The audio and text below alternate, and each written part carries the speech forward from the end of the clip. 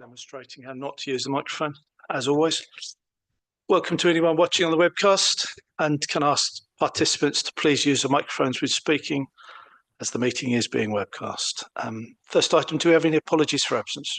Yes, Chair, we do, from Councillor Andrews, Councillor Boylan, Councillor Terry Smith and Councillor Williams. Thank you. Thank you. Item 2, minutes of our meeting on the 16th of September. Members, we have before us the minutes from the ONS meeting on the 16th of September. Are you content for me as Chair to sign these minutes? I will need a proposer and a seconder, as always. Thank you. Thank you. You got that? We need to take a vote on that. All those in favour? Any against? Any abstentions? Thank you very much. It's carried. Item 4, are there any declarations of interest that members would like to declare? Yes, so agenda item 6, I took part as a local district ward councillor in both of the development management forums that are mentioned in the report. Thank you. Okay with that?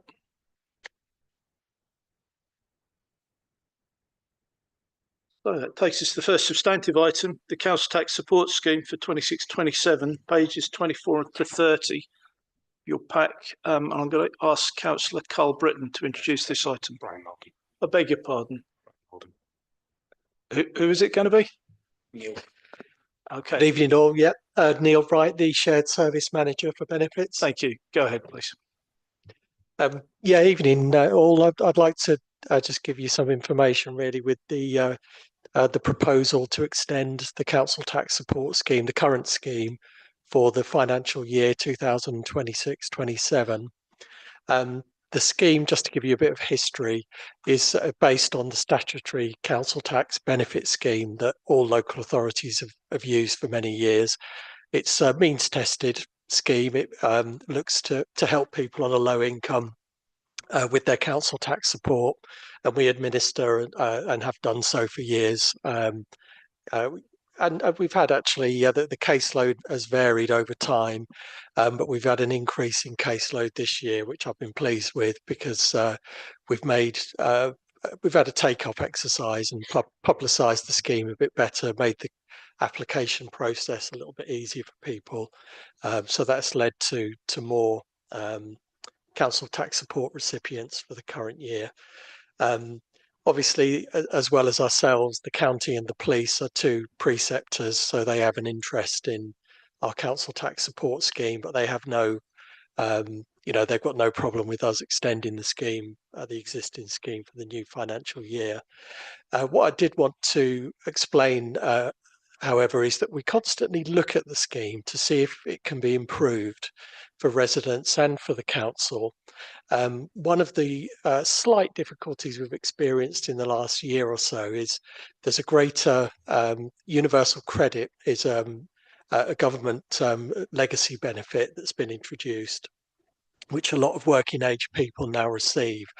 Those council tax support cases are harder to administer purely because there's the nature of the universal credit process is such that there are regular changes to people's income.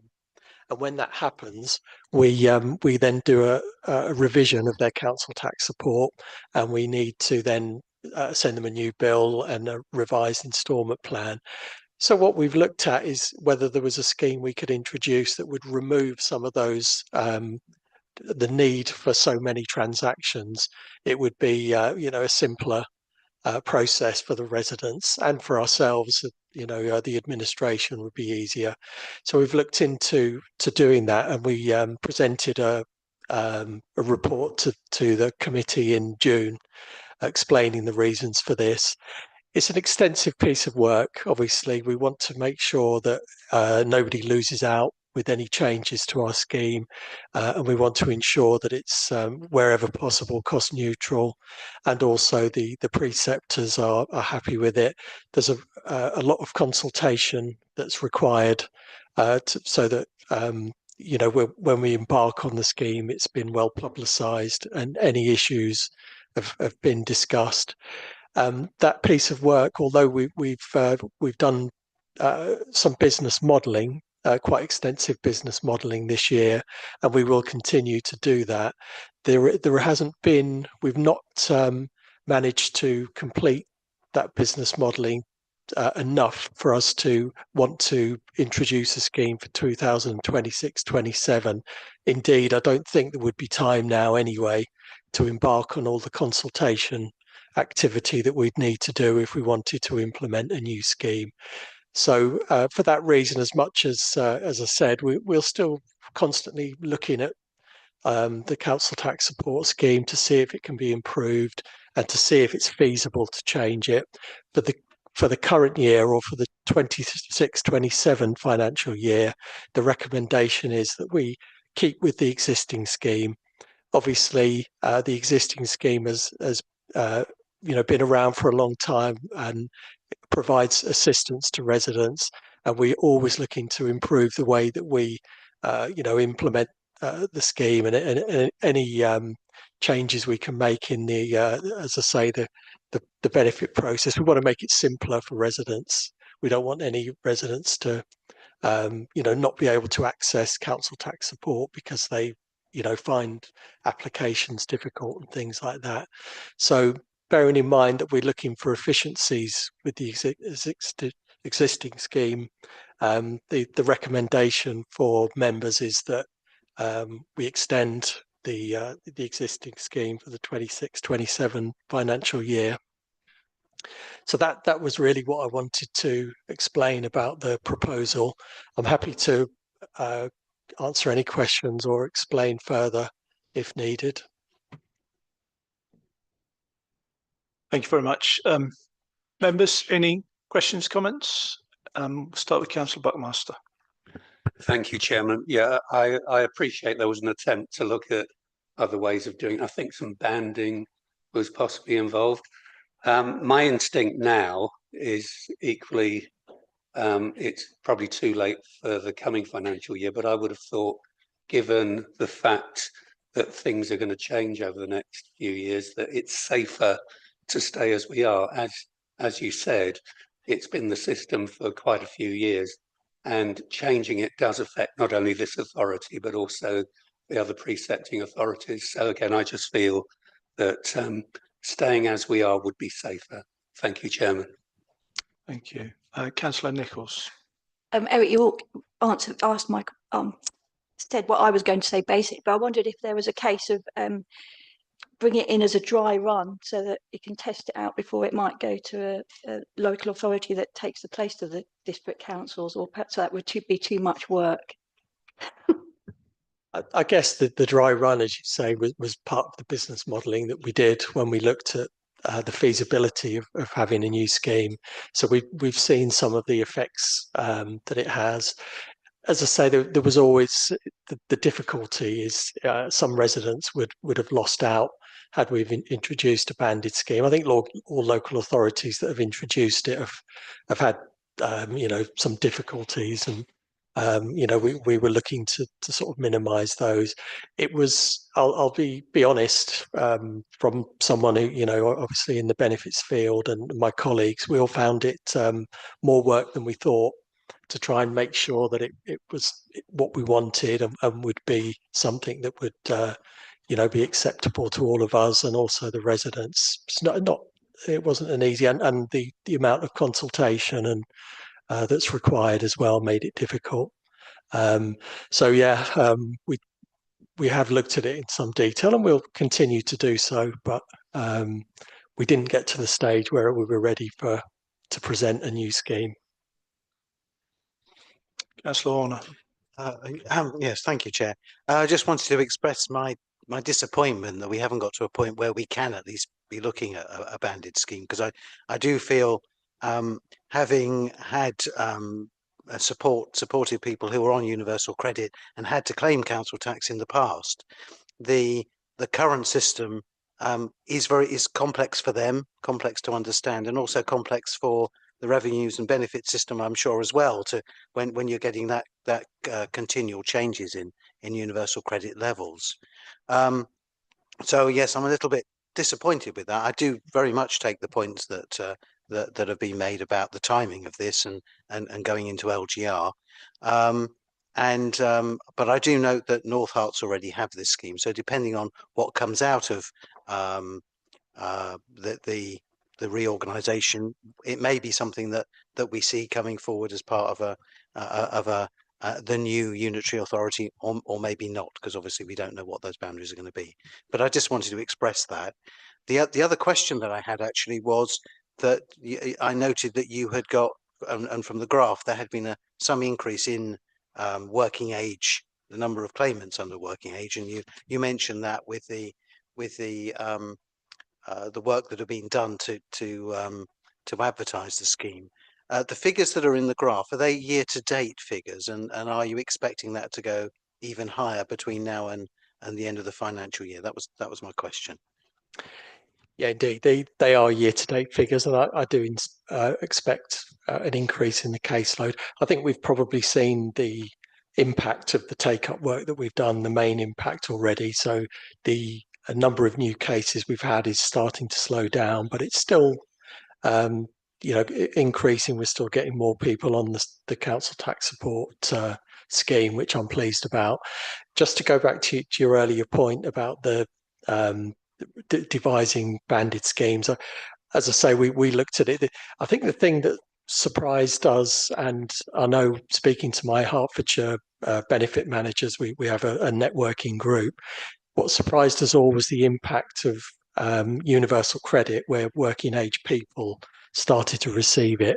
I don't think any of us envisaged the impact it would have on the council tax support claims, where the complexity of the system increased, and that's where we were getting more transactions that we had to process. So that's one reason why we've looked at the scheme.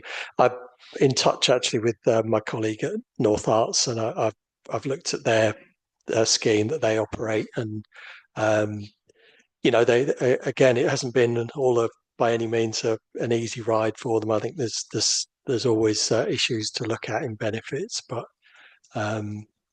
as I say, you never quite know with council tax support. From my own point of view, as someone who's worked in the field for many years, you never quite know how things are going to affect the work that we do, and the universal credit migration has been something that we've had to deal with, and that's one reason why authorities have looked at, including ourselves, have looked at schemes. But there's never an easy way, though. There's always something that comes along that's complex that we have to try and deal with.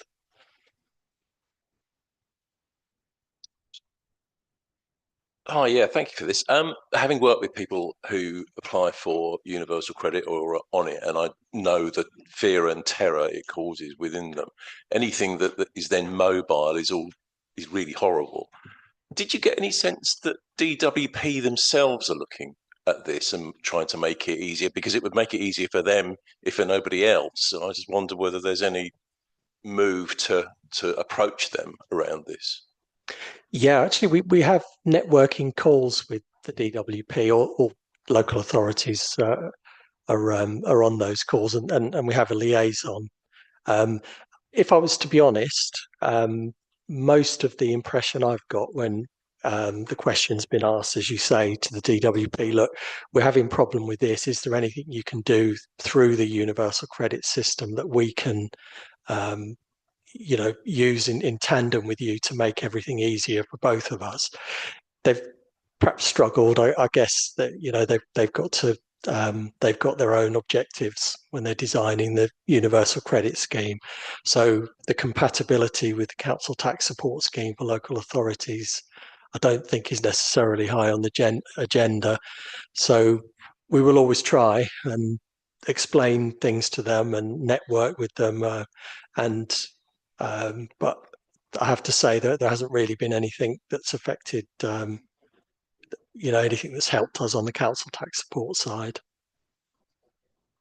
Yeah, I mean, yeah, we try and explain things, but yeah, at the moment we're still left really to work out our own council tax support scheme with the universal credit rules. Councillor Swines. Thank you. I'm just wondering, an increase overall. Can you explain, or is there any explanation you know of why the pensioner claims has gone down? The pensioner caseload tends to be more stable. We've got an established caseload of pensioners. Obviously, that will diminish due to the nature of the claimants themselves. We're trying to. We've had an increase in caseload this financial year, which is again where we're trying to simplify claims process. We don't want pensioners to struggle with completing applications. So we try and make it as easy as possible. So we're always looking to increase the caseload for pensioners as well. I would say that there has been times when the caseload has reduced, and it's been through natural factors, nothing that necessarily anything that we've done or aware of any changes. It's been the nature of the claimants, really. Any other debate or questions, members? No. In which case, I'm going to read out the recommendation, which is that the ONS committee comment on the proposal that there be no change to the local council tax support scheme for 26-27. Can I have a proposer, please? And a seconder. Thank you. All those in favour, please. I think that's unanimous. Thank you. That's carried. Thank you very much for that. Item 6, Community Forum and Development Management Forum. Vicky. Yeah. Good evening, everybody. In November 2023, I presented the idea of having a set of community forums for strategic sites post-planning approval, and also the development management forum during the planning application process. Both types of forum were designed to allow more resident and community engagement in the planning process by providing a structured opportunity for residents, developers, council officers, elected members and other stakeholders to communicate openly about strategic development projects and major planning applications within the district. At that ONS meeting, you, as a committee, asked for an update after 2 years, which has allowed for the collection of meaningful data on the forum's impact and functioning over this period. The report before you summarises attendance figures, operational approaches and key observations arising from both the community forums and the DMF, including their role in supporting transparent dialogue, reducing the complaints and shaping the planning process in alignment with the Council's corporate objectives. Consideration is also given to the resource implications of hosting these forums and suggestions for further improvement and data collection. Members of the committee are invited to review the information provided, assess the forum's contribution to community engagement and planning transparency, and offer any observations to me as the Executive Member for Planning and Growth as the Council seeks to further develop and refine these forums. Thank you. Thank you very much. Once again, throw that over to any questions or comments. Eric. I'll go again. Thank you, Chairman. Yeah, I think the community forums are informative, so worth having. I just noticed over the time, I'm thinking of the Gilston one, which is the one I attend, the numbers have decreased over time.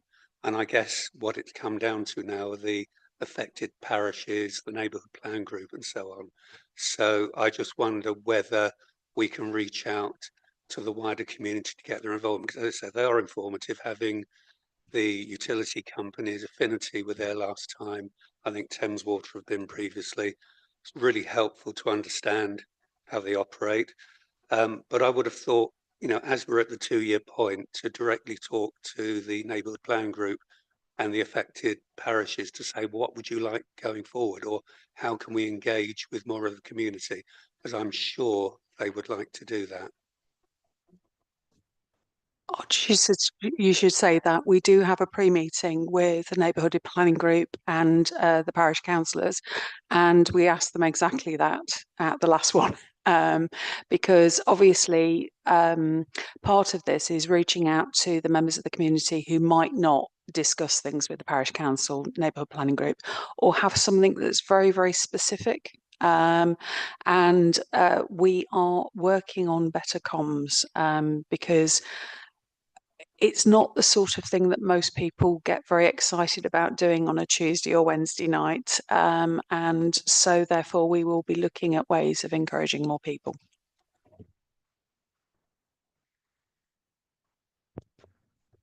Thank you. Yes, although I haven't attended one myself, it sounds like a very good way of getting the community aware of the different issues and the concerns.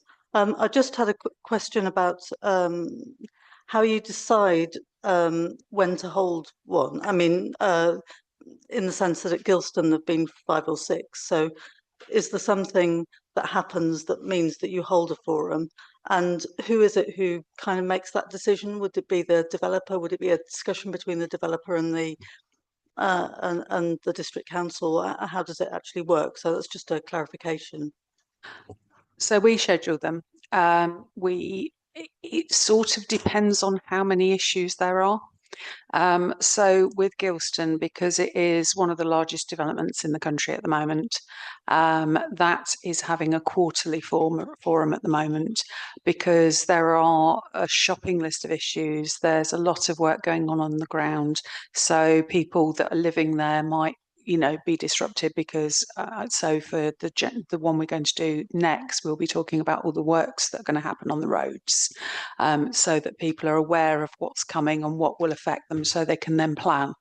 And so that one is having more. With Stortford Fields, it's slightly different. Stortford Fields is the first one we did. It's why we have the community forums, because there were so many problems with it that had built up over a number of years, which we are still working to resolve, because some of them are quite complicated, I think would be the nicest way of putting it. So we have a schedule of meetings. Some of it is around when we can get the venue, etc., etc. But we are doing, as I say, Stortford Fields every 6 months and Gilston every 3. We have other ones that may be coming up, which will be probably the next 2 would be Hart 3 and Hart 4, but we will see. And with those, we will probably schedule a couple in relatively short order, because there's a few things coming up, and then it will slow, the pace of them will slow down, because there's not as much to say. Once they've got established, people don't need quite the level of information. Thank you. Councillor Nichols. Thank you. It looks like community forums work really well in the context of master planning process for strategic sites. In the future, I wonder it'd be a good idea to try and get developers who put in speculative applications to take part in the process. I know that the Taylor Wimpey site in Buntingford, they were asked whether they'd like to be involved, and they kindly declined the offer, didn't they? But I think it would really benefit that sort of application where there's no master planning that's gone on and the community are left up in the air about what it involves. Of course, I've been involved in both the development management forums that have taken place, both concerning my ward. And I'd say from a local perspective, they've been an invaluable addition to the planning process. Before this was an option, the only way in which local communities could raise their concerns about large-scale development, particularly in Buntingford, and speculative applications, was by submitting a written comment via the portal, which is a very detached process.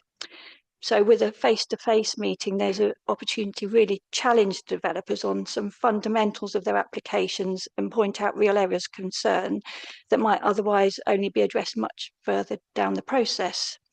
And it's also a really good opportunity for developers to see the local community that they plan to build in as somewhere that contains people who might have concerns, but also really important for them to acknowledge that residents also have a lot of very useful local knowledge that could help in the planning process.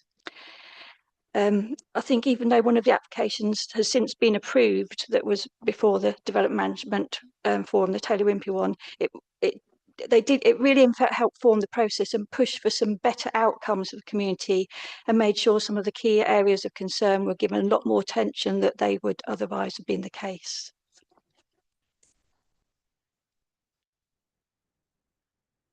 Councillor Swainston. Thank you. Yeah, I'd like to say my experience of the community forum at brains was seized up on my Stortford Fields. It's been really positive, as it acknowledges in the paper. It has at times been quite fractious, but I think it's really important to give residents an opportunity to air their concerns. I think it's been really good that we've had district and county officers present, as well as the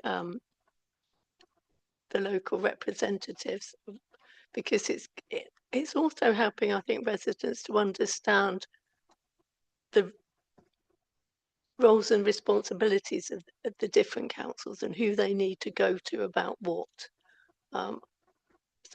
Yeah, I think it is really valuable. There were comments early on that people were worried about the amount of officer time and resources that would be taken up, but I think it really does improve our service to the residents, so I think that's important. Thank you. Any other contributions, questions? I just, Councillor Clements. Really a question. Really, you already answered one of my questions, which was kind of, you've talked about a couple of examples here. What's next? You touched on that. And it was Councillor Nichols mentioned briefly. How much do you think the success of the forums that we've had have been dependent on kind of good developers kind of really engaging with it and getting involved and kind of acting in good faith and wanting to do it versus where we have developers that perhaps are less helpful? Has that been challenging? Is that something we could work on in future? I think that developers are somewhat nervous of the process before they come along. So for the DMFs in particular, there was a lot of nervousness. As I say, we've only had 2 DMFs, but both developers afterwards and the residents thanked me for what was a really useful opportunity. And for the developers, it was quite key because they were at a stage where they could change things. With the community forums, again, I think developers were somewhat scared of the unknown. So we had, I think planning officers had to do a little bit of talking them into it, shall we say. But now that they are established and developers are seeing the benefits of them, which is that they are more working in partnership and having a conversation with the community rather than getting lots of complaints, which is also the same for us. So while there is officer time involved and costs with that, it does reduce our complaints down a lot. I think that they prove themselves. So I think getting the developers along to the first couple is difficult. What I would also say is the first 3 to 4, it was more for Stortford Fields, it was slightly less for Gilston, are quite fractious because the community doesn't know what to expect. Mostly people are a little bit angry about something or other around the development, and therefore it might not be the most pleasant experience for those of us on the other side of that. But they do calm down after 3 or 4. And I know with Gilston, I knew exactly when we cracked it, which was 4 meetings in, and we talked about LGR. And the first question I was asked is, will Jenny still have a job? And Jenny's our planning officer. Nothing about LGR. That was it. So I think the answer is yes, it's difficult to get developers along initially, but they then see the benefits because they are not they've not got a community up in arms against them. They've got a community that will come and talk to them about what the problems are and try and get them resolved. I had a question which is about development management forums. Obviously, we haven't had any this year. Wouldn't that suggest that they need some tweaking in terms of I mean, it's an area where there's a lot of development, obviously. The fact we haven't had any suggests that maybe the thresholds are too high or just not enough awareness of them. Any thoughts on that? I don't think we've had actually that many that would have been eligible anyway. But I'm going to turn to the service manager for development management and ask him, because I don't think we've had that many large development applications in the past year that came in the past year. But tell me if I'm wrong. Testing my memory, Councillor Liverwood. No, I don't think, not to the same scale or as to the DMFs that we had last year. I think there probably is something in that point about the threshold. Is it too high? That's something we can certainly look at, and certainly we can look at the knowledge of, for example, ward members. Are they aware of the process and this ability? I mean, it's out there in the committee papers. It's been out there for 2 years. We've got websites on it, but there's always more we can do. So I think those are certainly a couple of things that we can take away and think about. Certainly. Thank you. Any other questions or debate? Okay, in which case I'm going to move to the vote. We find the recommendation. Recommendation was that you consider the information provided in this report on community forums and development manager forums and provide any observations to the executive member for planning and growth, which we've done. Have a proposer for that, please. Thank you. Quick on the draw. And seconder, Councillor Swainston. All those in favour? Any against? Any abstentions? No, thank you. So that's carried. Item 7, scrutiny of registered providers' communication methods. There was a late paper on this, which I hope members have had the chance to look at. I'm going to pass over to Councillor Nichols to introduce this item. Thank you. I was going to apologise for the lack of minutes, but it appears that they've been put on at the last minute. Yeah. We held our first task and finish group meeting on Wednesday, 29th of October, which was attended by all 4 group members, myself, Councillor Rachel Carter, Councillor Simon Marlowe and Councillor Miriam Swainston. We were supported by Housing Lead Officer Catherine Gilchrist. I started the meeting by outlining our work programme, which was agreed at the last overview and scrutiny meeting. We discussed the scope of the review that we are undertaking into housing providers' communication with customers, elected members and council officers, and suggested partners who could provide insights into their experience and the benefit this would add to the review process. Catherine then presented a report to the group outlining the responses from the survey sent to registered providers about their current communication methods. The initial response rate to the survey had been low, but this was due to the methodology, which only contacted organisations via the contact methods advertised on their websites. This was a useful exercise in itself, as it served to demonstrate some of the issues that residents, members and officers have in trying to contact registered providers. As a group, we reviewed the survey and agreed the following. Slight amendments will be made to the survey to provide clear responses on a couple of questions and include an additional question about the role of elected members. It was agreed then that the survey would be then recirculated to providers who hadn't yet responded. This time, surveys would be sent using the local contacts held by officers for housing providers to hopefully increase the response rate. Task group members also requested that a map is produced that shows where registered providers are operating in the district at ward level. It was decided that it would be beneficial to hold 3 further meetings of the task and finish group, with expert witnesses being invited to the next 2 meetings on the 17th of November and the 4th of December to help inform the group's recommendations, providing information on current processes, areas of good practice and areas for improvement. We suggested inviting representatives from the following to be part of the process. East Herts officers from Environmental Health Community Safety, East Herts Citizens Advice, the Housing Regulator, a large housing provider, 2 smaller housing providers. We would then hold our final task group meeting on the 6th of January, at which we will draw together the information gathered from expert witnesses in the previous 2 meetings and put together our recommendations for the executive member for neighbourhoods. And as chair, I will then present our report containing those recommendations to the Overview and Scrutiny meeting on the 20th January 2026. Thank you. Thank you. Any questions or comments? A lot of work there. Thank you, Councillor Horner. I think my only comment would be to thank Councillor Nichols and the other members of the group for the work that they've done and for the clear plan that they've got between now and January. And I think with regard to the recommendations, to propose that we carry on and that we see this through to the end, because I think it will be very good work. So Thank you.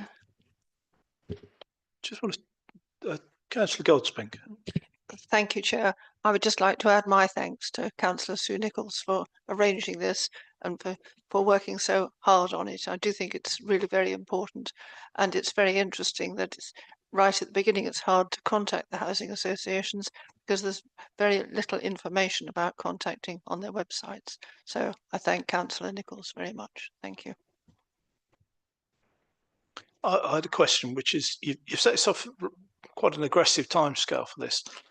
And given that we've got Christmas looming on the horizon, and you're going to need to get papers in good time for the committee, is the 20th of January realistic?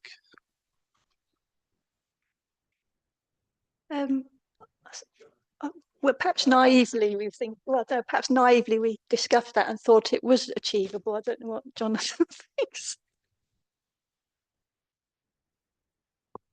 I think possibly that was.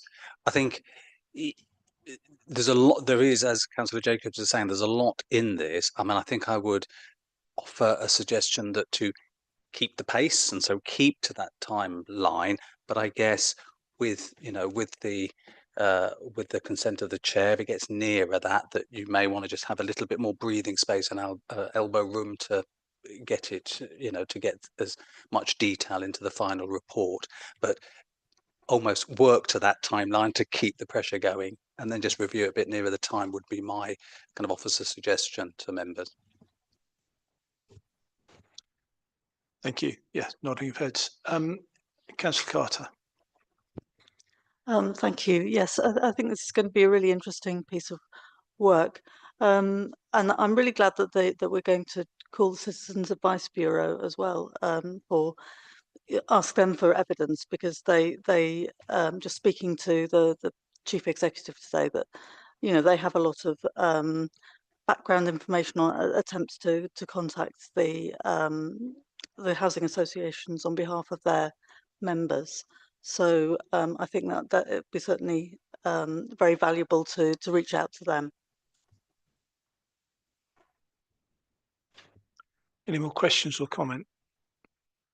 There is a recommendation in the paper, but my instinct is we just need to note it. Would members be happy with that?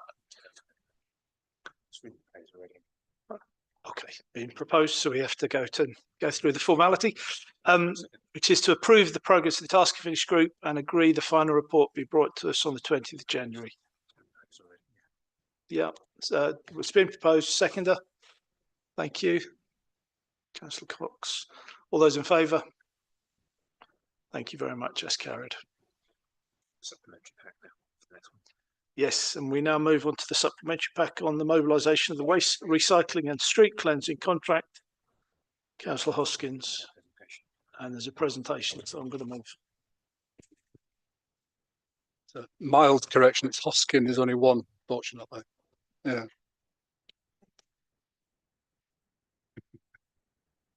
So often accused of being related to Bob, but I'm not. Okay, well, many thanks for the opportunity to provide a further update on the mobilisation of the waste recycling and street cleansing contract. This is a follow-up to the update I provided on the 16th of September to yourselves at that stage. I'm accompanied and ably supported this evening, as we have been throughout the mobilisation, by Janet Loudon, the Shared Service Manager for Waste, and James Ellis, the Director for Legal and Finance, who looks after and takes waste in within his portfolio. Next slide, please.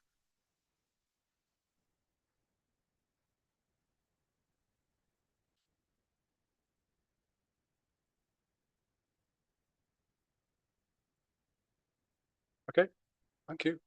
So I'll start again. So here's an overview of what I'm going to say. So I'll start with the scale of the project, and that's purely for context to show the sort of scale of what we were trying to achieve and what we have achieved.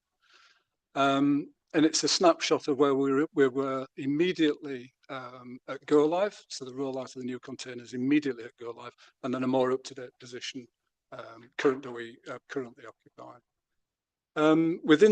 On the 16th, I came and gave you a list of areas of concern, and we've developed those now further into sort of lessons learned, which I think is is one of the punchlines which this committee needs to hear about.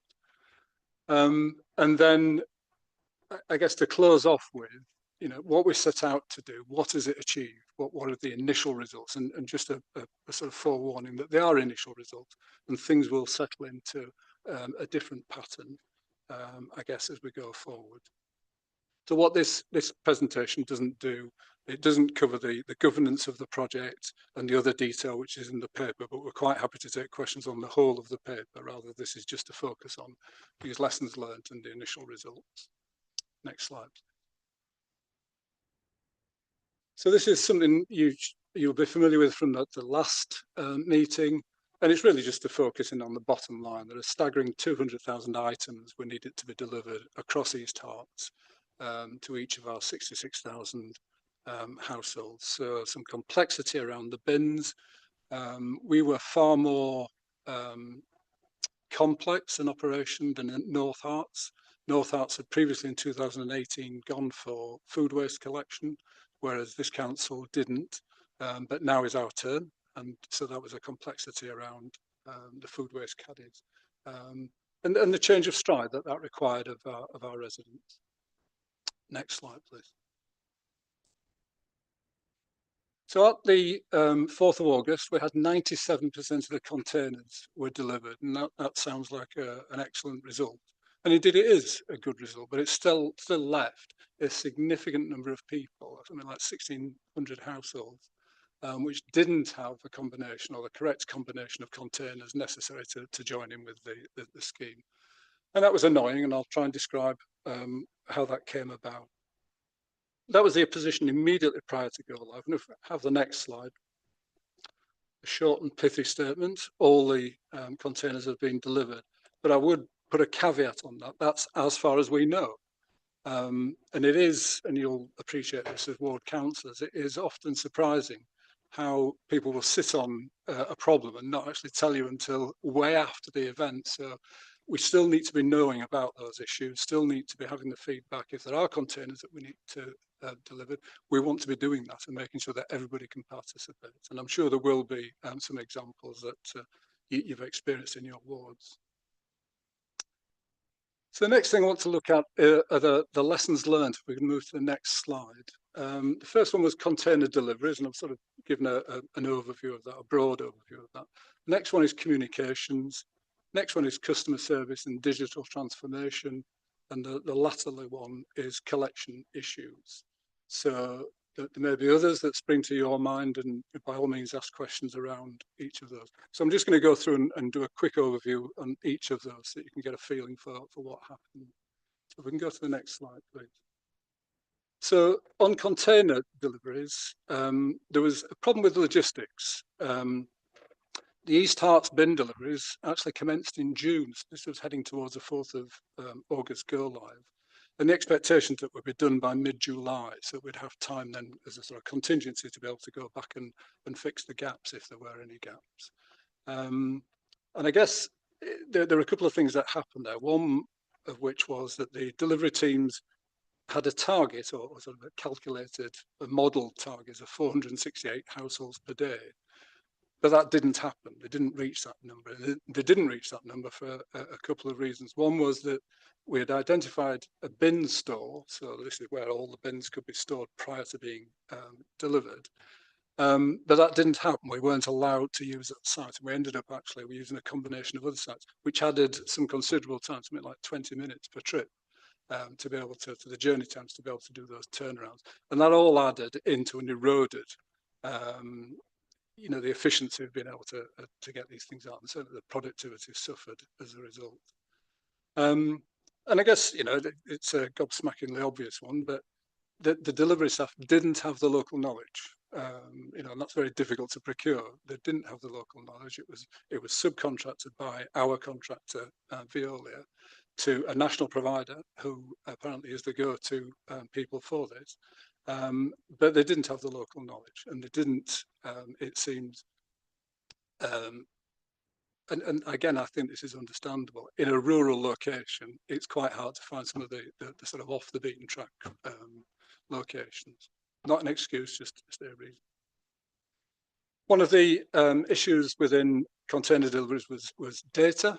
The delivery schedule was based on our existing data, which was faithfully handed over by the waste team to Veolia.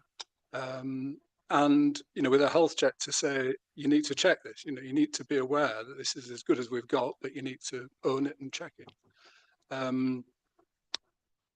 There were a couple of errors which were introduced by Veolia, which is unfortunate. About 1671, which is a curious echo with the gap we had, addresses in East Hearts have been overlooked due to a data error. They didn't appear through one of the transpositions that they'd done. The data had been cleansed to remove commercial units, and unfortunately 1671 residual properties disappeared with that cleansing exercise. They were inadvertently captured within that. Now, as I said on the 16th, Veolia have taken full accountability of that and have put the resources and funded those resources in order to be able to get back on track. There were some issues between the IT compatibility between ourselves, Veolia, and their subcontractor. And some of that led to delays in data updates. And this, again, made it hard to manage, if you like, in terms of a project managing, getting real-time updates to find out where the gaps were and where, the oversight needed to do in order to target resources. Customer service contracts. Clearly, the data error led to a lot of anxiety. We had a large number of residents ringing up and trying to find out, where is my container? I'm missing whatever it was. And that led to a considerable amount of workload in our customer service, who couldn't cope, it's fair to say, at the peak of that workload. So there was a brief phase when the customers were not getting it through, they weren't getting fed back quickly enough, and so they had a repeat inquiry, and so that sort of fed on itself, which became quite a negative loop.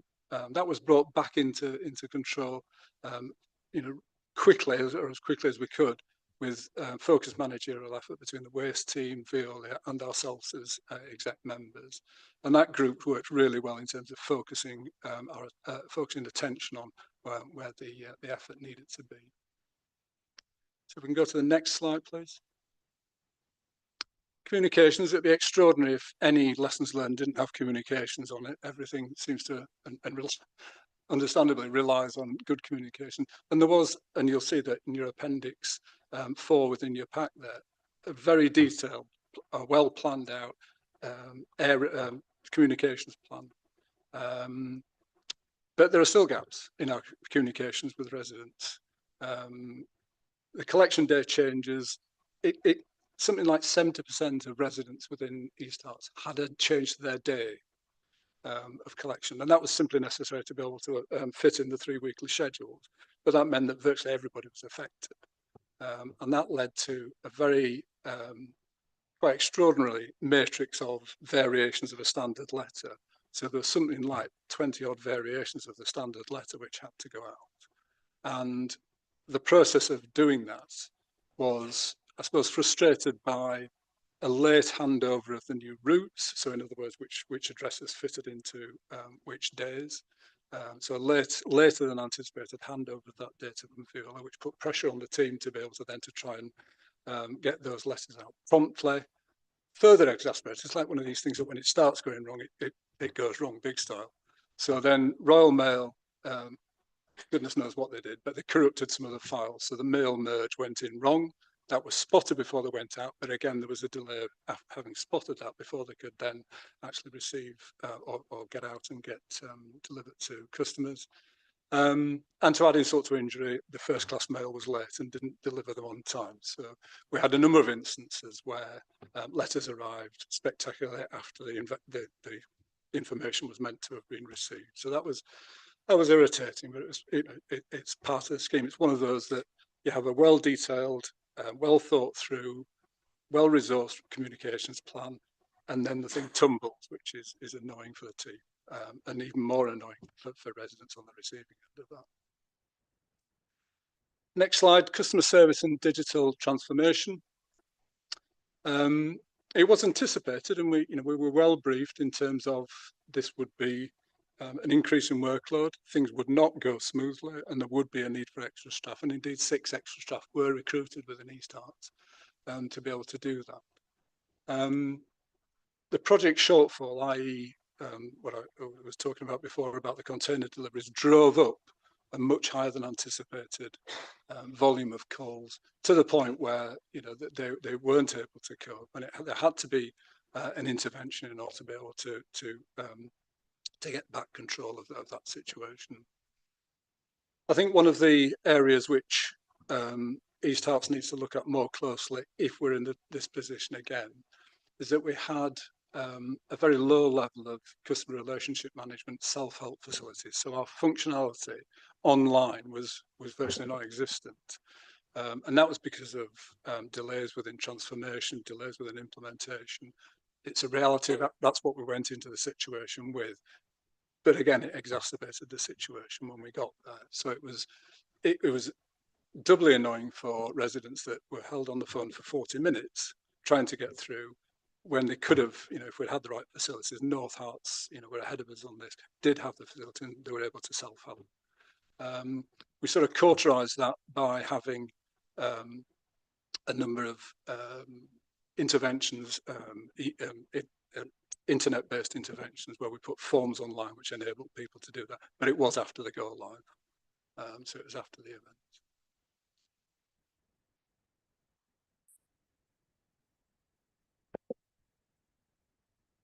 Yeah, there you go. Next slide. Collection issues. There's going to be some disruption within a regime that this ambitious, and indeed there was disruption, and clearly throughout. Particularly if you focus on food waste, these were completely new teams. We didn't have a food waste resource before. They're completely new teams, new rounds with new tasks, and that's been challenging. One of the sort of best ways of demonstrating how challenging that is that 18 people were recruited at the start of this contract. Only 2 of them remain with us at the moment with Veolia. Now they've recruited to backfill, but that shows the sort of the conditions that people were trying to work. And part of that, I think, we've got to now is the point that the resourcing was just a little bit off, not quite enough. We've now put, or Veolia have now, by their own decision, through our request, have put on an extra team. So there's an extra round, an extra vehicle, an extra team. And that has turned what must have appeared to the food waste teams as an impossible task. It's turned it into a manageable task where they can finish their rounds in a day and have the capacity to go back and pick up their own missed waste, which means that the learning of that round and the quirks of where things are and where people hide the bins is all well understood, and those teams can learn that. And I think, and it's a point that Jenny made, they can actually then learn how to shave the minutes off each of the rounds and make it so much slicker. If you don't have a stability of staff, you don't get to that point. So we're in a position now where the food waste, the completion rate on food waste has risen dramatically, and those are starting to become a virtuous circle rather than a vicious circle now. Narrow lanes, there was a decision made, and you'll see this within the paper, there was a decision made by Viola that they thought operationally it was sensible to combine the resources for our narrower vehicles, such as Foley Island and the place in Heathgate, in Hertford Heath that I'm familiar with, where you need a narrower vehicle to be able to get in and out. And they combined those under one resource. That didn't work so well, and they've now again split those up into two separate supervision things and located separately. So that is starting to resolve itself as well. Communal sites was an issue where a data error, again introduced sadly post handover of the data, where an assumption was made based on the number of wheels on a refuse, on a wheelie bin, whether it was going to be commercial, whether it was going to be communal or domestic.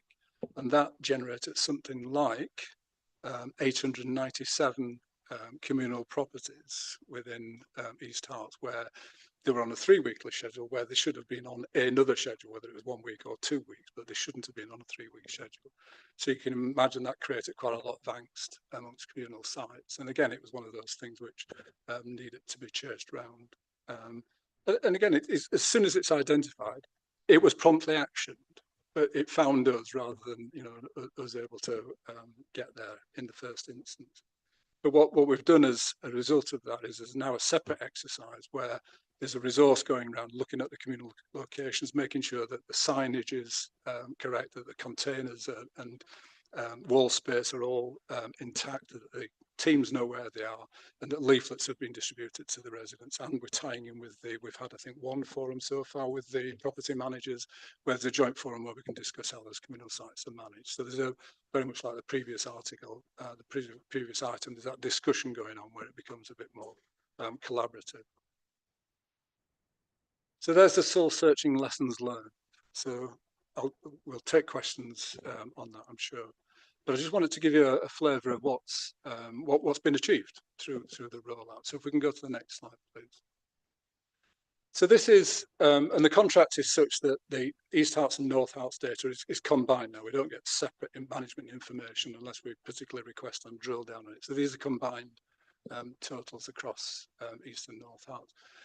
So, but you can see that the dramatic reduction in, and these are tons down the left-hand side, the y-axis, and the period that you can see from, the acute drop around about the 4th of August, where we've taken items out of the residual waste bin and we've put them into recyclable. So we've taken things like food waste out of the household non-recyclable, we've taken plastic film out of the non-recyclable, and we've created more capacity for recycling cardboard and paper, but you'll see some of those results as well. So, initially, it seems to have done the trick. We've got some good initial results, which suggests that we've got good buy-in from residents who are participating. We can have a look at the next slide, please. So the reciprocal of that is the sort of acceleration that we've had in food waste tonnage, and you can see that there was a base level created by North Herts, and then we've clearly as East Herts residents joined in, and you can see that those are some significant tonnages. And that's a double-edged sword in a way, in that do we want to be collecting so much food waste? Is it genuine food waste? That's another avenue to tackle, I guess. But it does bear out some of the detailed analysis of waste, where upwards of 20% plus was food waste in the residual waste. So that seems to bear out, and it's encouraging that we're actually managing to deliver on that premise. We can go to the next slide, please. So this is a shared waste paper, cardboard, fibre tonnage, and you can see there again that it's taken off in terms of the additional separated tonnage that we're able to record. We were collecting paper by itself previously, and we're now into the position where we've got that detailed out with cardboard. And again, we're getting some significant tonnage out of that. Look at the next slide. So this is shared waste as a total. So what, we set out with this thinking, well, in East Herts, we actually throw away more than we recycle, and that's reversed. You can see now that the total household recycling is now higher than the total residual household. Now, it's not by an enormous amount. You can see the 54% and 46% on the right-hand side, but it does mean that we've broken that barrier. We should be pushing harder to be, in amongst the best players within Hertfordshire. We should be up in the 60%, so we need to work even harder at that, but it's a good initial set of results. Look at the next slide. So this is looking at the underlying performance. It's trying to describe how well are the teams doing. And this is it's something called the strike rate, which is as a percentage of what you set out to collect, what did you achieve? So the blue line is for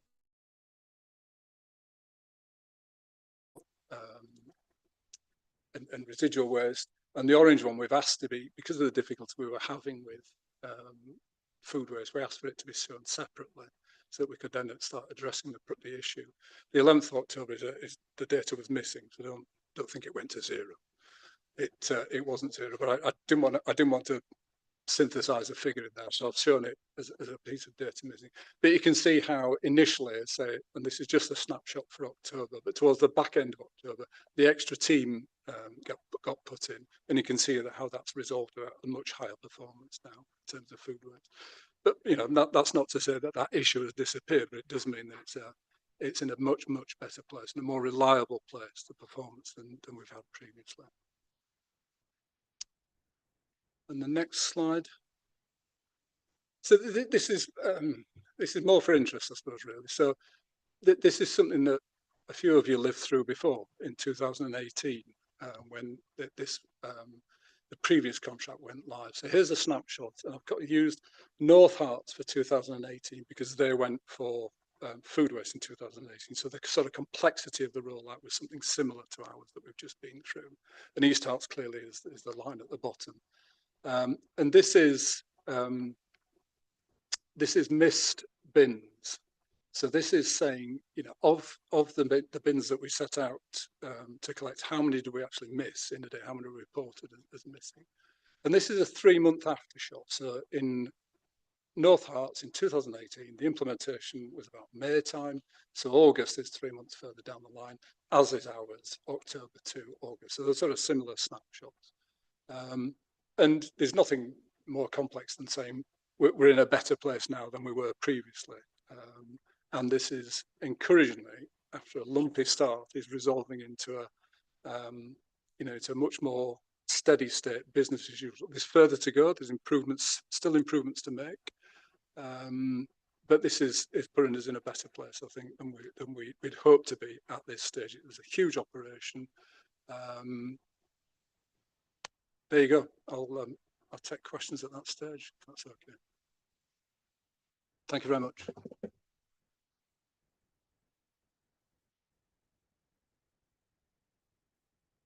Thank you very much, Tim. Members. It's always going to be Eric first. Eric. Thank you, Chairman. That was a very useful presentation. I do appreciate there's a high level of discomfort over this. So I do want to start with a positive thing. I've always, as you know, Tim, always been very enthusiastic about simpler recycling from my various roles. And I think there's no reason why we couldn't get up to the 60-odd% that St Albans and Three Rivers do. And even if that's mainly focusing on the food waste element and not going into residual. Reading the paper was quite distressing. I've never seen anything like this in all my years. But I just wanted to ask, lessons learned. I appreciate, that you've picked up on all of those things. I would have really expected a lot of the issues to be at the residents' customer end, where maybe they didn't quite understand what was expected. But there were lots and lots of operational issues, as you've admitted. And I noticed also on the risk register, some of these were kind of pulled out early in July. You didn't mention that. I don't know whether anyone else spotted it. is it for lack of really strong project management? So in terms of lessons learned, you know, the way it's panned out, it's a good example of how not to do things. So if we were to embark, whether this council or a new unitary, to embark on something like this, is there a better project management template that could be used, whether it's external consultants? Because it seems like there was a lot of missing stuff and lack of focus in order to ensure these things didn't occur. And obviously, once they started occurring, it kind of escalated. Just wanted to hear your comments on that. But you know, it's good to see the direction we're going in. Thank you, Chairman. Yeah, I think I'm not sure I sign on to the all of your comments there, but I think some of them are well placed. I think I'll offer two examples. I think data. I think was one that we could have had a project manager in place for 12 months beforehand, and the mistakes all happened post implementation. So there were errors which happened, which unless you know unless you were absolutely monitoring every single thing every second of every day, you wouldn't have spotted with the best project manager in the world, I fancy. However, I think another category that would have been better managed proactively is the customer service end in within East Hearts. I think we walked into that underprepared, and I think our residents, you know, suffered from that. So I think I would agree on the attention to detail on the customer service. I think was lacking. I think in retrospect, I think it was something which we were hopeful of, but it didn't go our way. So I think, you know, that showed.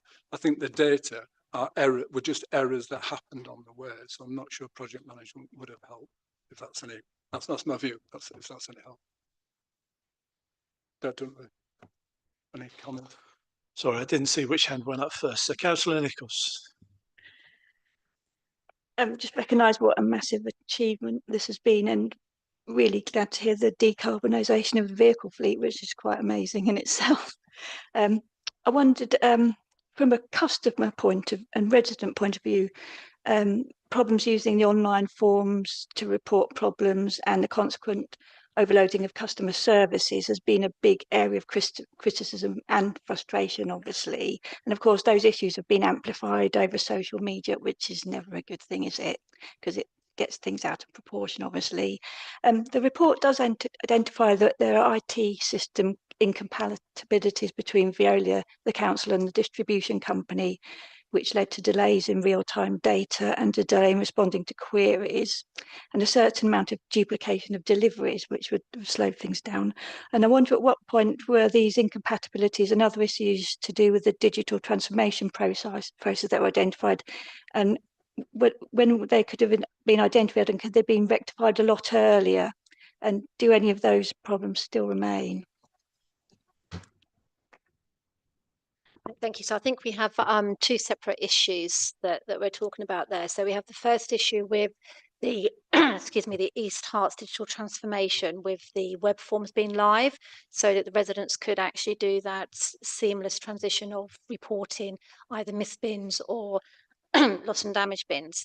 So due to that not being live at that time, that did impact quite significantly on the customer services teams, and obviously with the issues that Councillor Hoskin has obviously explained as well, that obviously compounded on that. So that's something that we do need to address in our lessons learned, and we are working with both our customer services and digital teams on that. We are still in a position at the moment of having excuse me, the missed bins, that's able to be done seamlessly online, and that is then integrated straight into our waste management system. So there's no actual manual handling by our customer services team. Unfortunately, because of the issues that we had with the bin rollouts and the additional customer contacts because of that, the way that the CRM system worked, they didn't have that integration with the waste management team, and so, or waste management system, sorry. So it was going into the CRM system, and it was having to be manually handled out of that system, and then put manually back into the ecosystem. Or for the rollout, for example, that was dealt with separately because of the separate distribution company. It was done outside of the waste management system, but because of we obviously have a business as usual contact of bin requests, either new bins for new properties where bins are old and damaged or sometimes get lost. So the system of CRM in East Herts, it's put all of those issues into the same bucket. So it was quite difficult for the customer services to pull them out individually. We're still in a position at the moment of not having that element of the web form live, but obviously the contacts have reduced significantly. So we're not seeing the same, impact on customer services.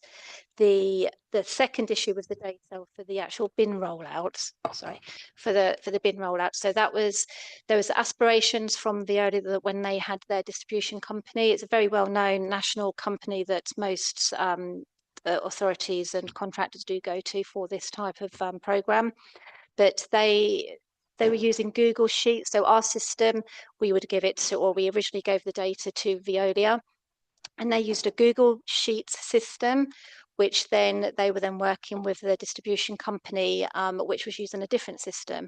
So because of the different formats of the data, that did lead to some errors. And we was hoping initially that it would be all real time. So both from the client side and from a project management perspective, we'd be able to deal with those issues, monitor how the system was going and the rollout was going in general. But because of the sheer volume of bin deliveries that were being done on a daily basis and the incompatibility between the Google Sheets and the distribution system, that real-time overview wasn't able to be held. So the duplications, because of the issues of people not receiving their containers, they were making multiple contacts to customer services, understandably so. But then that was then compounding the problem because we wasn't able to monitor what was being delivered on a real-time scenario. So we was then putting additional requests in for either a separate team or somebody from the client team to go and deliver those containers out. So it did all have like a rolling stone effect on that, unfortunately.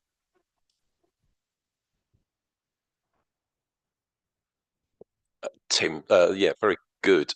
Very good the way it seems to be heading.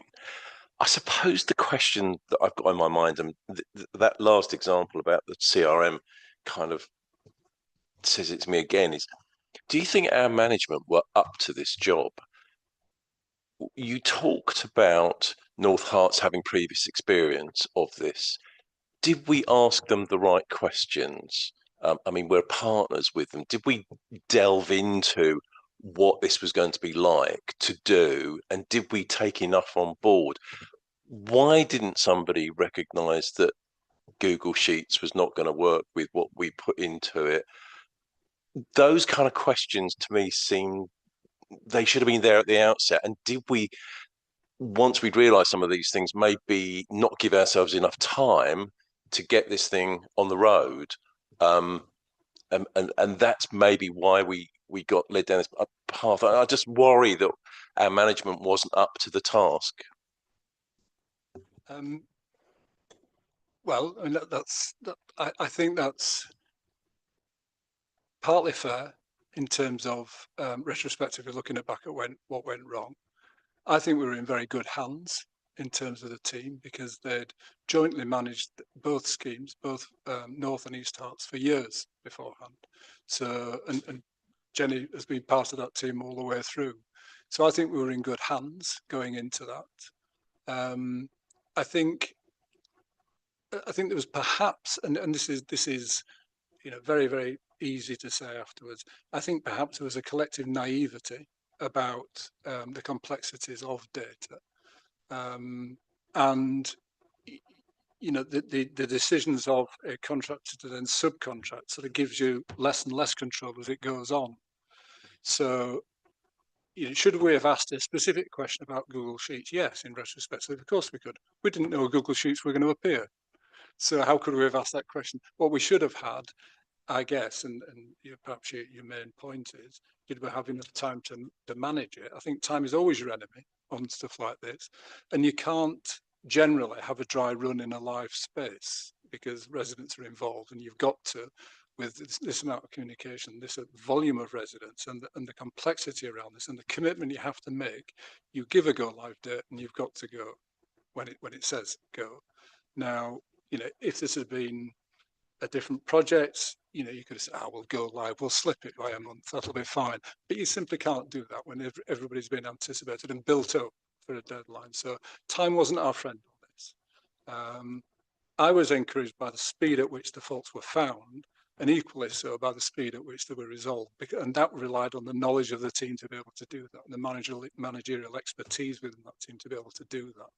So I think it's natural that we should look to see where the weaknesses were, but I don't think it was in the managerial expertise of the project.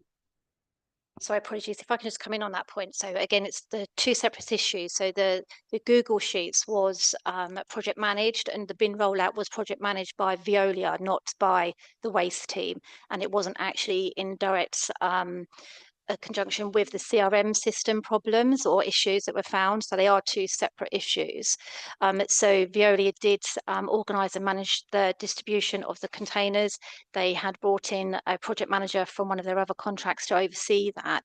And then it was once that progressed, we started to see some of the issues and problems, coming to light. So we had one of our own officers in the team to then liaise with their project manager on a daily basis. And then that's when we started having the problems with having that proper clear oversight of the real-time data.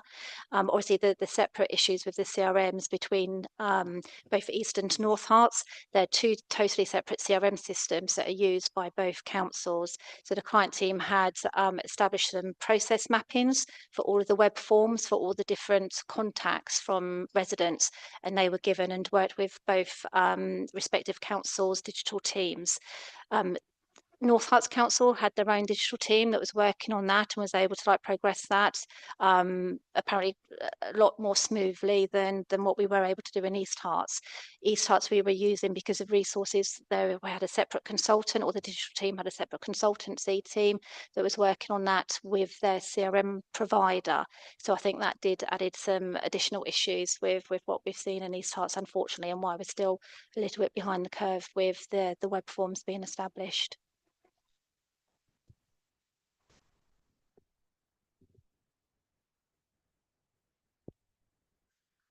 Yeah, thanks very much. Thanks, Tim. And I think it does, that whole report shows the level of complexity involved in this, and it's really impressive to see that the project has actually achieved or it's getting towards achieving what it wants to achieve, which is a huge reduction in food waste and an increase in recycling, which is what it's all about. One thing that sort of strikes me about the whole process is is the level of complexity. I think we're every single household. I think there is some sort of legal requirement, which means that individual households each individual household has to have a bin. And this does seem to me to be, when we're trying to recycle more and so on, it does seem to me that we should be moving towards a more communal way of disposing of waste. It doesn't seem to me that this is a very, long-term sustainable way of dealing with waste. I mean, I don't suppose, I'm sure this is a sort of legal thing and this council can't change it, but it would be interesting to look at how our communal properties have done with recycling and know if are the lessons that we can learn from where that's been successful. And perhaps we could look at moving some areas, particularly where there are maisonettes and so on, towards a more communal system of collecting. So there's actually fewer points of collection that need to happen. Because I think, if we look forward into the future, hopefully people will produce less waste, but we do need to recycle more of what we produce, and this way of doing things is over complex through perhaps good historical reasons, but nonetheless it's perhaps not the one that we want to look at in the future. you know, there's a lot in that, I think. Historically, and it depends, doesn't it? But historically, communal sites are not great at recycling. And that tends to be because it's nobody's problem. It's everybody's problem and nobody focuses on it. And that's historically been a weakness of communal recycling. However, I do agree that in some instances, it may be better to have communal recycling where you can concentrate the collection points where space is at a premium. And that might be something that we need to come back to when the dust has settled, I think.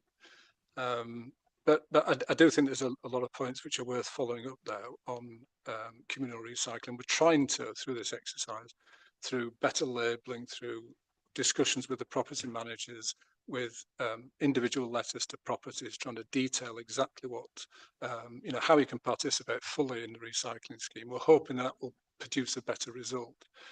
But sadly, it only takes one household not to bother, and you can end up with, you know, instead of a good result, you end up with an expensive result because that whole thing you've got to pay to tip then. So it's I don't think we've cracked that, but there probably is some best practice out there that we could adopt somewhere. So I think it's probably a second lap that we need to think through there. And you know, I said at the implementation stage, you know, it's very difficult to make an argument on the aesthetics of wheelie bins. It's not. You know, it's not something we can really argue, no matter what stickers people put on them. It's not, you know, they don't add much to the scenery. Thank you. Thank you. Mine's a much more general point. I think you've explained really well what's gone wrong and those lessons have been learned. The one lesson that hasn't been mentioned, which seems obvious to me, is why on earth start a major change in August? You know, most organisations have a lack of staff, etc. In August, it's just that time of year, and with the way people's behaviour changes generally, you know, the general population as well during August, I would like people to think about that going forward. I can absolutely promise I will never do it again in August. Or ever again. I think come to that. Yeah, it's a serious point to make. Yeah, sorry. Just to say, we was trying to learn from our experiences back in 2018, where you know we did have some challenges more so in North Herts than in East Herts, and that is where we decided to go live with the new contract, and new contract provider. So we had all new systems, software systems, some new management teams, new processes, but we also then did implement the food waste service in North Herts. East Herts, obviously, as Councillor Hoskins has mentioned, we didn't do that here in 2018, but we had lots of challenges and issues because we tried to do too much too quickly all in one go. So we have tried to learn our lessons from that. So what we tried to do with this contract is, obviously we had the new contract start with Veolia in May, and within the specification we had said that we want to implement these new service changes, but we need to have a smooth bidding in period from the start of the contract to allow the teams to get settled, for residents not to be too much disrupted with those changes, and to make sure that we was hopefully giving ourselves time to then do some of those data checks and to work with Veolia more closely to try and avoid some of the issues, which a lot have been avoided, but obviously unfortunately we have, you know, seen some of those issues that have caused the discussions that we've been having this evening. But that is why we looked at going to 3 to 4 months after the contract start, because although I appreciate it's difficult in August, if we had gone any later, then we'd be then looking at going into the second and third cycle of 3 weekly at Christmas, and then going into the bank holidays and Christmas catch-ups and things as well, which would have again been problematic. There's no ideal time, I think, for this to happen, but again, we can take it on board, and if we ever do it again, we will take all those comments on board.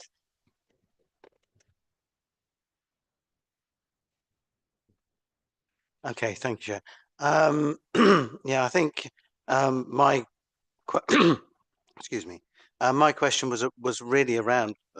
Councillor Swainton's probably picked it out by saying why go in August, but my question is whether that gap between the start of the new contract and these changes was sufficient, bearing in mind that there were clearly quite a lot of IT compatibility issues, which only were found out in the event. But should these have been looked at, and could these have been covered in during that period, if it had been a bit longer, you'd had a bit more time to look into those things. I think my main concern going forward and with lessons learned is around the CRM and that compatibility issue. I don't know whether you are able to give any indication of the timescale for those issues to be resolved. Obviously, we have Christmas coming up. That is another time when it comes to waste. That is another time because you have changes in schedules. You will get a lot of inquiries, I'm sure, over that period. I think it is mentioned in the report. So, will they be in place by that point in time, or are we going to have perhaps less of, but we're going to have a repeat of some of the issues that we had before? So I don't know whether you can comment on that. And I did pick up, looking at the project plan, that some of these issues were raised quite some time before. And I think we do need to look at how we plan projects in future, and that's a general comment. But I would, having said all of those things, I am pleased that the results are beginning to show through, both with food waste and recycling, that some of those things, and for those people who are on the front line, I do admire in some ways the way that you have battled through that, and we're getting to that position. So so there are some pleasing things there, but there are some issues that we do definitely need to look at going forward. Thank you. Yeah, just to come back with a couple of comments on the Christmas period. It is an extraordinarily busy time at Christmas, and you can imagine our teams have had an extraordinarily busy time building up to that period. So the schedule we've gone for over Christmas reflects the fact that they are family people, they are mums and dads and need a break, and they will be having a break over Christmas. And the schedule that is going to be publicised, the bin hangers have been designed, organised, and will be released. There is, and I think most of you all of you should have got an email detailing the app, which is now available at East Hearts app. Thank you, David. And you look on that, download that, and that will give you, and in fact, it should have all given us all, if we've got a collection tomorrow, it should have given us a prompt for what to put out at 4 o'clock this evening. So that's going live with the public on Monday. So there will be more information able to guide over the Christmas period than the disruption inevitably and by design we want to have people have a break and come back to it refreshed afterwards. But the volumes are another thing. The actual volumes of stuff that hopefully recycling, non-glittery paper and stuff that we can recycle over Christmas. And get into the right containers, and then we should have a bumper recycling numbers as well, the other side of it. The other point is well made. Project risks can be inanimate and seem very dull until they actually materialise, and it is that attention to detail right throughout the project which makes a difference. So we'll take that on board, absolutely.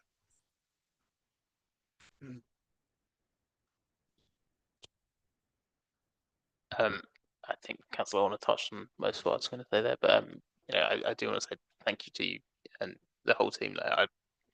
Not everything went well, but I've had certainly people getting in touch with me saying that actually they were worried about the bins and it has gone well, and they are pleased to see us recycling more. And there is positive feedback that we've had too. I do agree with what Councillor Horner was saying about project planning. Tim, you touched on could we have done some more dry runs? One of the things that did strike me is some of these issues, we would have struggled to find at the time, people copying the wrong data or whatever, but some of them, Google Sheets and Scrutiny, all that, do feel like the kind of things that, if we had done dry runs, or if we had made sure that Veolia were doing dry runs, that could have flushed those out. And I do wonder if that was a lesson that we can take to, future projects. We really do need to do these in time so we can have things to flush out. And, that I would hope would be a kind of more general lesson that we could take from this. but it is pleasing to see where we're ending up. The other question I had, I guess, is for you, Tim, is whether you've had enough time to kind of consider whether the 3-week cycle is kind of mostly set in, but there is, there are some residents can ask for kind of an extra bin or a slightly larger bin, and we debated a lot of that beforehand, and we hoped to come up with a system that was, we think, the right one, but we would have to wait and see, and whether we've had time to have any kind of feedback on that, or any kind of consideration of whether we think we've got kind of the details of the decision we've made right so far. Yeah, I do like the idea of the dry runs, and I think that is a couple of things. That what you said there is that if I was doing this again, I would make sure we'd got an end-to-end control, and not have Viola mark their own homework or make their own decisions beyond that. So I think the end-to-end dry run would have shown a lot of that up. But that's great after the event, but that's a lesson learned. That's something to pick up, and there will be other projects. I think I was worried at the outset that those in need of larger bins were going to really struggle through this and the 3-weekly cycle. Anecdotally, I've not seen that. We have offered a lot more bins out in terms of enhanced service, both in terms of larger bins and increased frequency. But I'll ask Jen to comment on whether that's, if there's any substance behind, those real concerns. Did they materialise? Yeah, thank you. So yeah, we have seen a quite a large increase in customers or residents contacting us for the assisted or high frequency collections. So a member of our team in the waste team has been going through all of those, and so we have got a bit of a backlog. It has calmed down now, but I think it was the initial surge of people, being concerned and worried as those residents that have larger families or children in nappies or medical needs. So both in East and North Herts, we've been processing through those requests and getting those extra bins out, or the larger size of bins out to them, and adding them on to the high frequency where needed. But it seems to be working really, really well. We haven't had any real, negative feedback on that, and obviously we're addressing everybody's concerns as and when they are raised to us. But I just want to say thank you as well for raising thanks for the teams. They have worked really, really hard, both the waste team, Veolia, and all councillors, and thanks to Councillor Hoskin here as well. If I may, can I just address your comments with regards to the web forms? Just a quick update. So our bulky form in East Herts is now live, so that has progressed on. The teams are currently working on the garden waste portal, and there's 4 or 5 separate web forms. So that will hopefully be, it's in the testing phase at the moment. So that's hopefully going live very, very soon, along with the clinical collection web form. The big one that we're hoping to progress with will be the bin delivery and container form. So the new contractor will be coming on board with East Herts digital team imminently, hopefully, and then that will be the priority one to get in place prior to Christmas.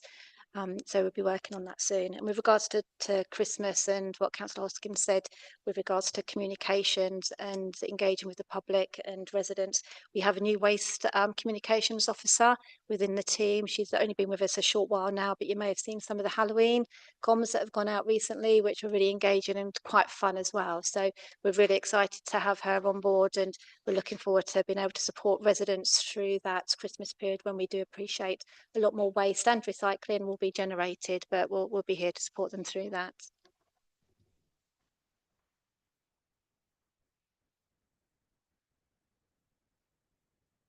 Thank you very much, Chair.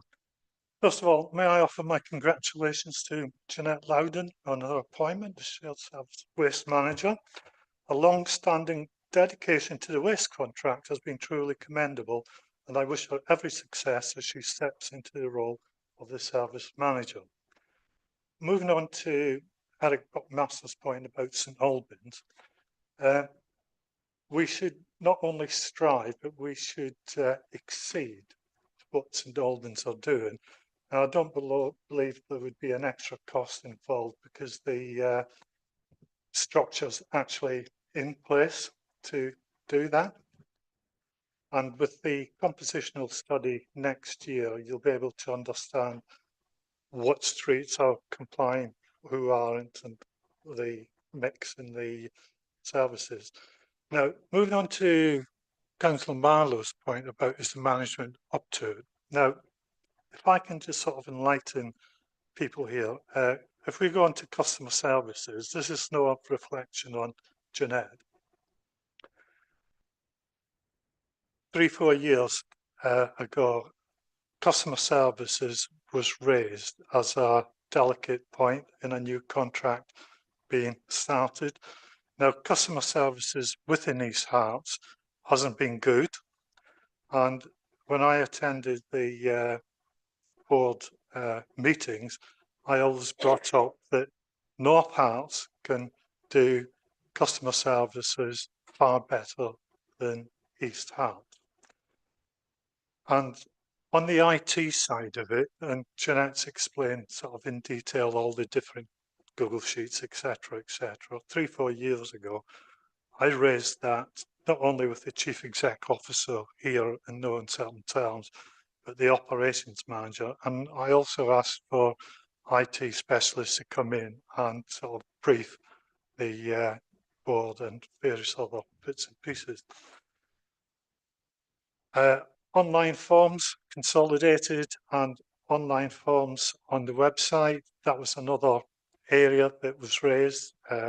It's been very delicate. But it all comes down to, a lot of it comes down to transformation. North Hearts had one system, East Hearts had another system, Viola had one system, Razor had different sort of systems. But I think transformation was, because it wasn't actually happening in East Hearts as it should, whether there was no money or not, complicated the implementation of the waste contract. So I feel that with Jeanette coming on board, there's a new dawn and it can get better. Thank you. Now, my question. What isn't in the waste report? You've talked about residual waste, cardboard, paper, etc. I gave them prior notice this. A lot of people put food waste in the brown bin, yeah, which is the green waste. And I was just wondering, what reduction in tonnage have you seen in the sort of green waste with the food going forever? Now, I do realise that it depends on the weather, how wet the goods go into the bin, but there must be, you know, whether it's a ton, 2 tons or 15 tons, something you could maybe look into and come back with, unless you've got the answer now. No, I don't have the answer now. Okay, I can make one up. No. I mean, the reality is that something like 3 or 4 years ago, food waste should not have been going into the brown waste bin. Yeah. And that was a conscious decision made, and a massive amount of communication went out. So I would be, I mean, we're quite happy to take the challenge and see what is ending up in our green waste. But it shouldn't be food waste, because scientifically, it just, in the open windrows, it just doesn't get up to temperature. It will not rot, and the pathogens won't be destroyed. So there's just a good scientific reason why it shouldn't happen. And the other reason is, you know, we can put food waste to good use in anaerobic digestion and actually generate some worth in terms of electricity, which is fed back into the grid, and, you know, a very powerful fertilizer slurry which can be used on fields adjacent to the site, the biogen site. So we'll happily look at it.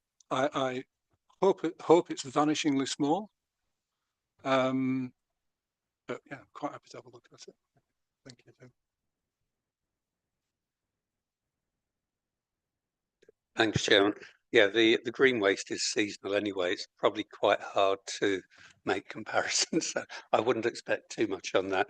Just wanted to pick up a couple of things. First, that Rachel mentioned around different ways of collecting waste. I would hope that when we're looking at large developments like Gilston, that's actually part of the process, or North Hearts or whatever, because we ought to be looking at the optimum way of doing it and encouraging as much recycling as possible. So my understanding was we should be doing that. I hope we are doing that. And picking up on what Jeanette said earlier about Christmas, it's not just, and it worries me quite a lot, because I think the 3 weekly collections for most of the year will work quite well. It is in my household, and my mixed recycling was full this morning and it was empty, just the right size. But I think Christmas and Easter and other holidays like that are different, because there's more consumption, and of course we know that staff do want their break. So do the recycling centre staff want their break. So it's probably a bit more than just communication with residents. We've got to really offer solid advice. People are also on the move. They're not necessarily in the same place they would normally be. So we really do need to say to them, look, these are the things you can do to ensure that you don't end up with overflowing bins. I don't know what the answer is to that, but we've got to try really hard. Yeah, I think that's a point well made. We'll pass it on as a challenge to the comms team. There must be some self-help stuff that goes on there. Even as banal as just making sure that the cardboard boxes are actually collapsed and put in the bin, rather than just going in a solid, as they're formed. The larger challenge there, if they're on a scale, it is translating the best practice onto a huge new scheme like Gilston. And you look in, and I can't remember the name of the development up in Cambridge, but they've gone for an underground system. Yes, I think it is something like that. And they've gone for an underground system, which is enviable, but it's probably not repeatable, in terms of the economics. But there must be some best practices that we can introduce right from the off. And I think it's, we've had this discussion, Eric. It's about active travel. You've got to establish new practices and new habits right at the outset of people taking up occupancy, rather than trying to implement them afterwards. So I think there's a good challenges. Thank you, Councillor. Thank you, Chair. Yeah, I'd just like to sort of echo the sort of positive sort of news that we've received today about the increased recycling rates and the reduced non-recycling rates. Obviously, when this service change was set out, that was the sort of main envision. So I guess that main sort of goal has provisionally been achieved. Obviously, there's more we can do, but that tipple over to the majority recycling is very sort of warmly received, and that of just the work that the team have been doing, both in waste and in customer services. I know as councillors we tend to hear a lot more of the problems than we do the sort of the positives, but as we were transitioning to the new system, and there was that sort of a wave, I think we all received as councillors of of issues that needed to be resolved. One of my hardest residents to please, my mother, mentioned to me that she had an issue with her waste collection, and the customer service team were professional, polite, and they responded and resolved it within 24 hours, which in the midst of everything going on, I think was really commendable. So just to mention that. I wanted to focus a bit on communication. I saw in the report that there were some issues with the letters going out of the change of dates. I know because I was one of the people that had received an incorrect letter. I was completely unaware that that correction letters were received or were sent out. I never received one. I'm sure I might be sort of an odd one out here. Just to clarify from what you said earlier, Councillor Hoskin, with regards to the Royal Mail fault, is the difference in what the letter should have been versus what people received, was that a Royal Mail fault as well? And when the issue was initially raised, I believe on the 22nd of July, I contacted on the 23rd of July just to double check to see whether the fault was acknowledged, and it was. But I was told that no decision had been made on whether to actually clarify with residents. So I wanted to know when that decision was made to clarify to residents in the form of another letter. And also another short question on bin deliveries. I know we talked about the initial site not being available, County Hall. Why was that? And that's all. Thank you very much. Okay, thank you again for your kind comments. So with regard to the letter issue, it was one batch that had been corrupted, and the issue was between. So we created the letters. A member of our team had done all the different permutations of the letters, so it was quite a complex process to go through. They were sent in batches to the printer, and then somewhere along the line between the printer and Royal Mail, one of those batches was unfortunately corrupted. So through customer contacts, it was established that there had been a fault. So we wasn't sure what batch or how many batches at that time. So we spent a lot of time and effort trying to get to the source of that and trying to understand why that did happen. So obviously the previous service manager at the time made the decision to then reissue those letters. I don't have with me when that was actually made. Apologies for that. But what we did do, myself and service manager at the time and some other colleagues, we literally had hundreds of letters on the floor of North Herts Council, putting them all into piles and manually putting them into envelopes ourselves to get them back out to residents. And I can only apologise if you was one of the ones that did experience those issues. But some of the infill dates, which had gone wrong with that, Veolia obviously put on additional resources to catch up with those infill dates of those residents were going slightly longer than the 3 weeks for their first collections. So because of the additional resources on time, they did make some extra routes round to try and capture as many people as possible for that. But again, apologies for the inconvenience that caused you. Sorry, County Hall site. So yes, so it was quite a challenge to find a location that was as large as what we required for the 230,000 containers. So we were liaising with the County Hall just down the road for the external sites there.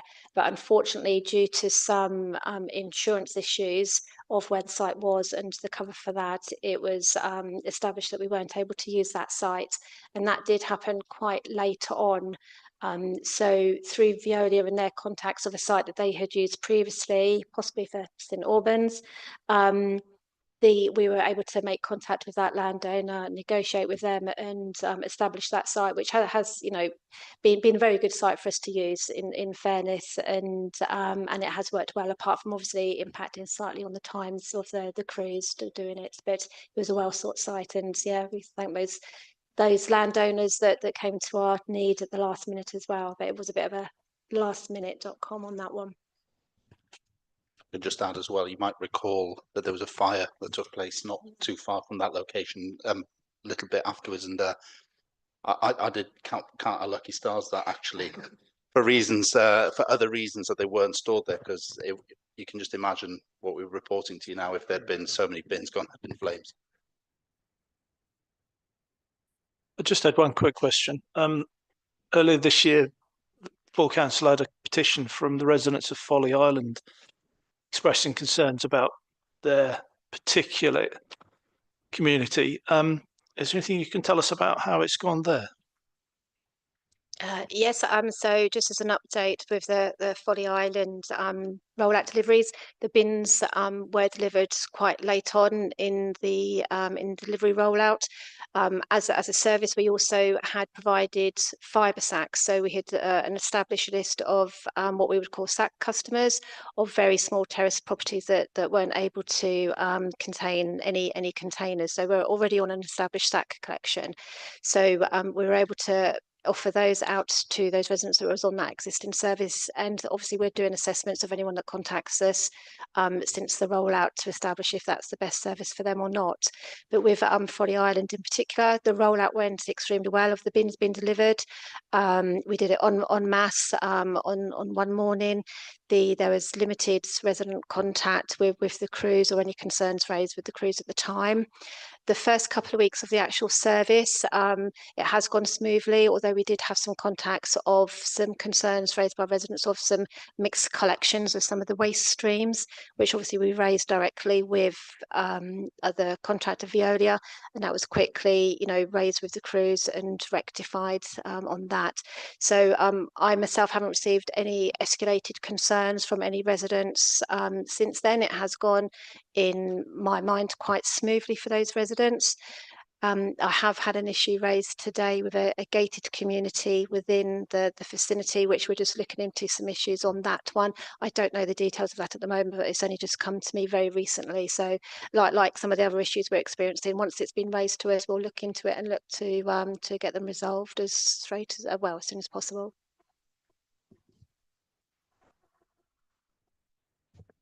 I've just got a quick thing on the, I don't know if it's not been mentioned at all, the litter bin rationalisation outside of town and village centres, and that one of the villages in my ward, Cotterid, some of the bins that were planned to be, I mean, you're probably aware of this, you've probably had emails. I know you've had emails on it, but some of the bins haven't actually been removed as they were supposed to be, and people have continued to put rubbish in them, which hasn't been emptied because the bins were supposed to be removed. I just wondered what the current situation on this, because it's caused a lot of confusion. Yes, again, I can only apologise for that. So what happened was our previous contractor should have made those removals ready for the 4th of May when we transferred over to Veolia. There were some bins that were hard to remove, so they were actually embedded in the concrete. So they were a separate list, and it was very difficult for the previous contractor, with it being so late, with them demobilising the contract, to then take that on board. So a list was given to Veolia, and they have been going around and completing the rest of that list. But I do think there has been a slight oversight with a couple of those bins in Cotterid, which I apologise for, and I'll just have to have a look into that, and we'll get those removed. But we'll contact Cotterid Parish and discuss that with them. I did myself do some walkarounds with the councillor there at the time to establish which bins we were going to remove and which was going to remain. So I do know the locations of them quite well.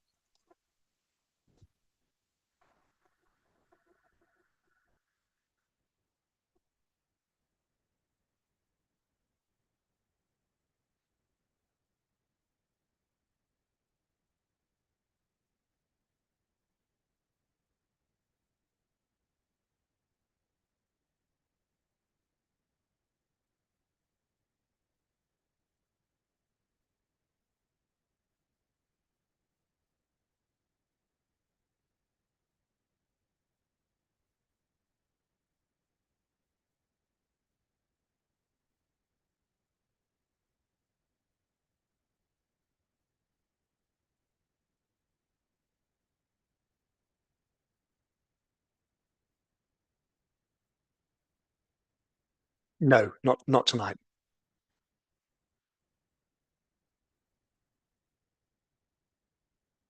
Yeah, as always, it's committee's chance now to discuss and agree the work programme. Just a couple of things to mention. At the last meeting, there was a brief mention of AI in a summary bulletin. Well, that's now on the work programme as a full report later in the year. You recall some time ago there was discussion around glyphosate, which then morphed into talking about the grounds maintenance contracts and so on. That was due to come tonight. It's now January. And also, I believe there's an email here, which I think you're aware of. Ben Wood has asked to bring an item about council car parks also in March.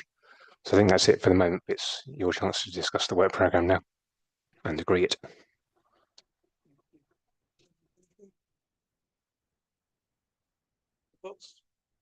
Yeah. So at full council, we agreed to look into the sewage issue. I've produced a proposal, and I will make sure it gets to whoever would like it. And yeah, if we could include that in the work programme, that would be fantastic. Thank you. I mean, yeah, of course. I mean, if there's a proposal form you've got prepared or something to send in, by all means, yeah. I'll do that. Thank you.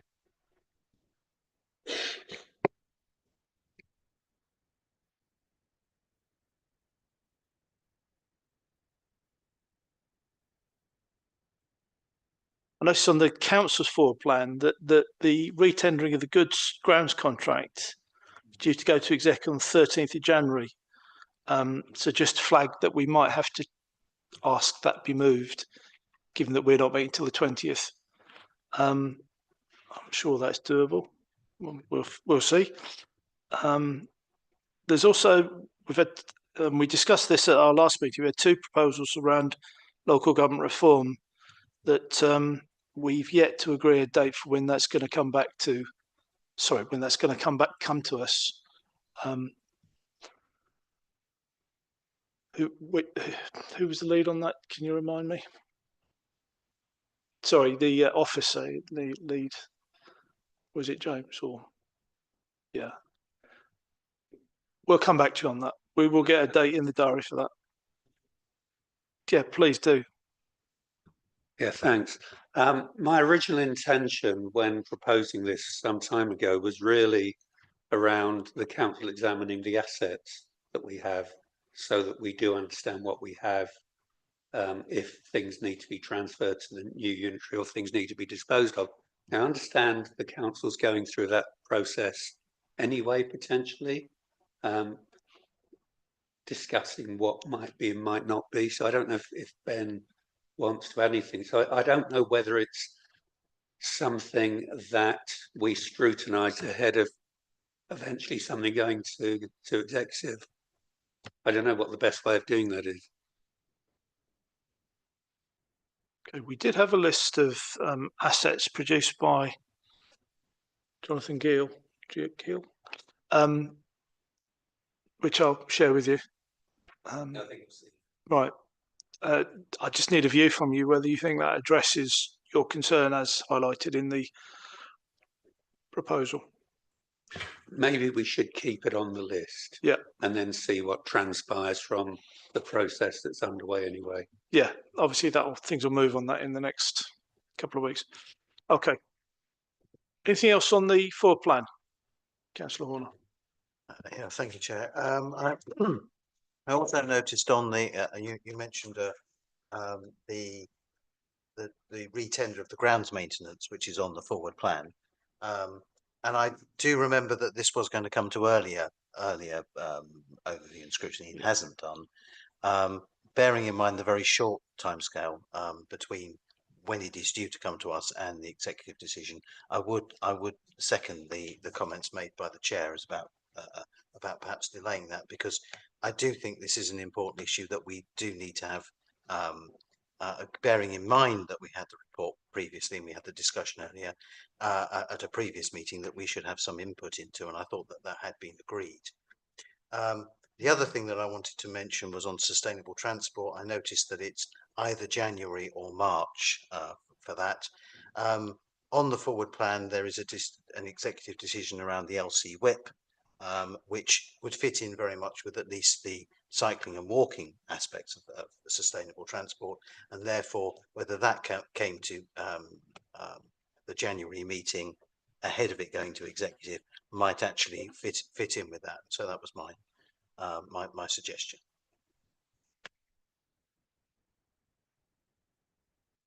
I think you had an update on why the grounds contract one had slipped. I do have an email here basically talking about discussions with Sarah Saunders and about glyphosate, and they agreed they would defer it to the January meeting. That was what they thought would be best at the time, and also it's probably worth mentioning the officer that was initially leading on it was out of action for a while, and someone else has taken it on now, Emily Tickridge, I believe. So I think she's taken it on from the work Ian Sharrett was originally doing. So that was another reason as well. She had to take it over from him, which delayed things a bit. I think it's fixable. Yeah. Thank you. Can I have a proposer and seconder for the acceptance of the work programme as outlined and as amended? Pick a couple of names. Thank you very much. All those in favour? Thank you. That's unanimous. That's carried, and therefore there being no further urgent items, that concludes tonight's meeting at just gone 9 o'clock. Thank you very much.